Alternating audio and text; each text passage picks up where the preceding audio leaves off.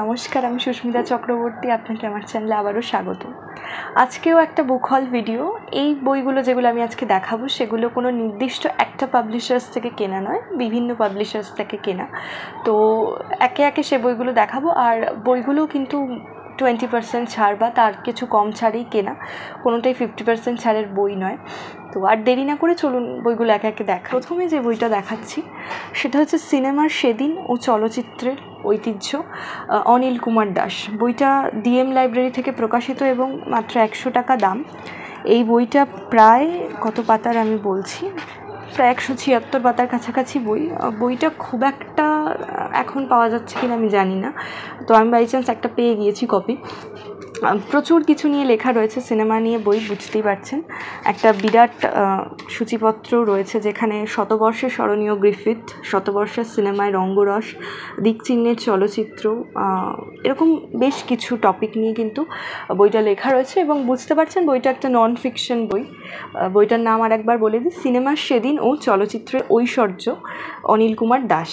100 টাকা দাম, ডিএম লাইব্রেরির বই। পরের যে বইটা দেখাবো সেটা খুব কেনার ইচ্ছে ছিল। সেটা হচ্ছে আমি ও আমার তরুণ লেখক বন্ধুরা, বিমল করের লেখা। এটাও একটা নন ফিকশন বই। এইটা নিয়ে আমি বিস্তারিত ভিডিও করব, তো এটা নিয়ে আমি কিছু বলছি না। খুবই ইন্টারেস্টিং বই, ভিডিও করলে বাকিটা বললে বুঝতে পারবেন। তো পরের বইতে চলে যাচ্ছি। পরের বইটা হচ্ছে স্বপ্নময় চক্রবর্তীর লেখা অবন্তীনগর, এবং বইটা প্রকাশিত হয়েছে দেজ থেকে। এই হচ্ছে বই। স্বপ্নময় চক্রবর্তীর কোনো বই আমি এর আগে পড়িনি, যার ফলে ওনার লেখাপড়ার ভীষণই ইচ্ছে ছিল, এবং সেজন্যই এই বইটা সংগ্রহ করা। বইটার দাম ভীষণই কম, 125 টাকা দাম। এর উপর 20% ছাড় যেমন পাই। পিছনে 2-1 লাইন লেখা রয়েছে, পড়তে চাইব। আমি বৃদ্ধ বয়সে কিছু স্মৃতিকথা লিখতে বসিলাম। চোখের জ্যোতি ক্রমশ কমিয়া যাইতেছে, পরে আর লিখা হইবে না, তাই এই বেলা লিখতেছি। পড়লে বুঝতে পারব বইটা কেমন। এবং বইটা কিন্তু বঙ্কিম পুরস্কার প্রাপ্ত একটা উপন্যাস, তো ছোট হলেও কিন্তু নিশ্চয়ই বইটা খুব ভালো হতে পারে। তো এই হচ্ছে 3টে বই গেল।